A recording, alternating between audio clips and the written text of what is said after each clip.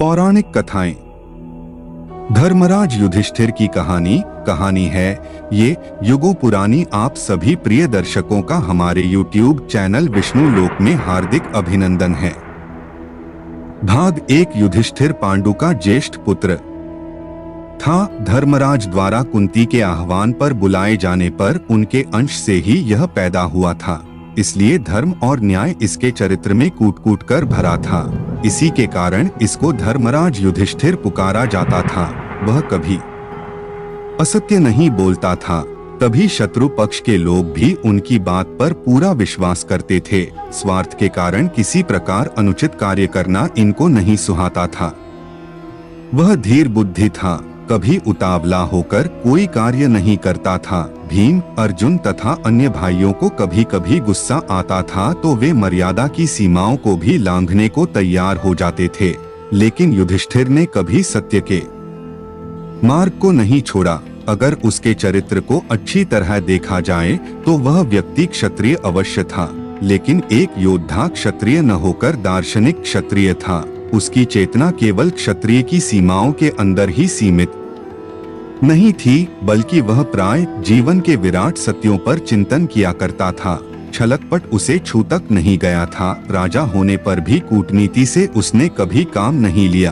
क्षमा सदा उसके व्यवहार में रही। बड़े से बड़े अपराधी को भी वह क्षमा कर देता था। गुरुदेव द्रोणाचार्य के पुत्र अश्वत्थामा ने प्रतिहिंसा की आग में जलकर द्रौपदी के 5 पुत्रों को सोती अवस्था में मार दिया था। इससे बड़ा अपराध और क्या हो सकता था। एक तो पुत्रों की हत्या, वंशनाश करने की कुचेष्टा और इस तरह अन्याय से, लेकिन युधिष्ठिर ने उस आतताई अश्वत्थामा को भी क्षमा कर दिया।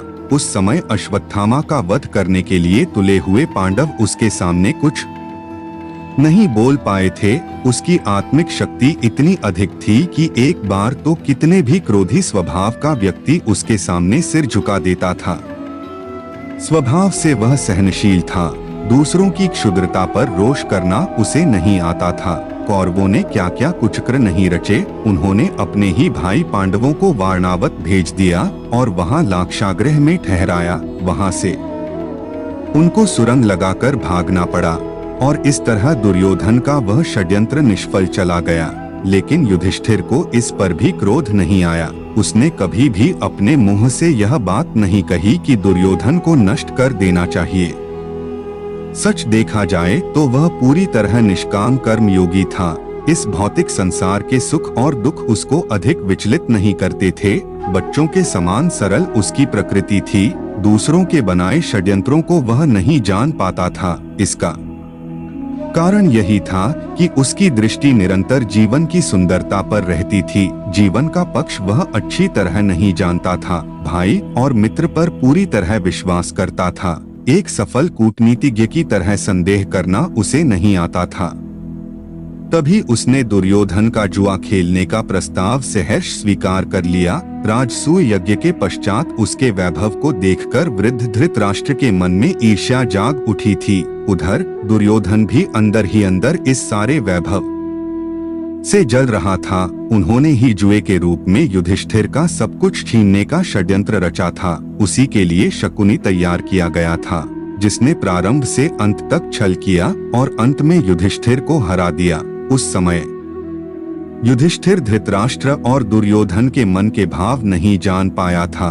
उसकी तो उनके प्रति पहले जैसी ही श्रद्धा थी। जुए में वह सब कुछ हार गया, यहाँ तक कि अपनी प्रिय पत्नी द्रौपदी और अपने प्यारे भाइयों को भी उसने दांव पर लगा दिया। उनको भी वह हार गया।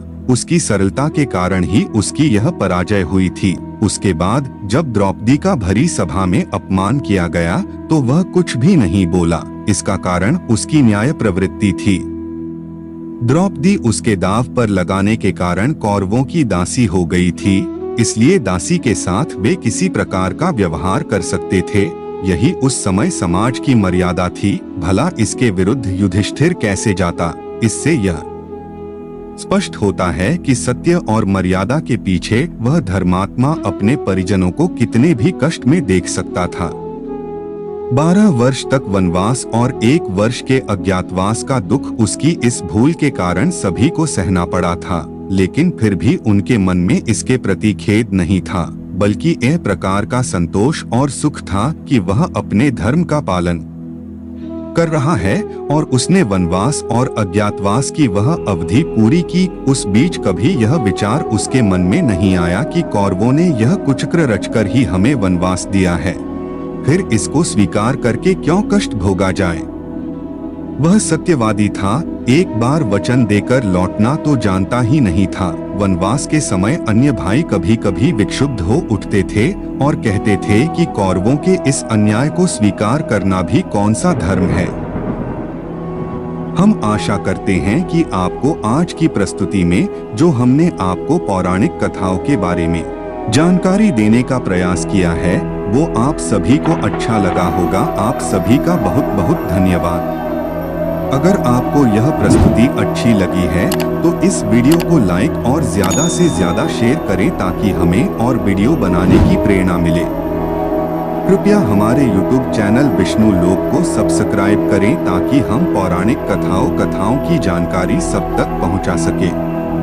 पौराणिक कथाओं के अगले भाग में हम आपको एक नई जानकारी देने का प्रयास करेंगे।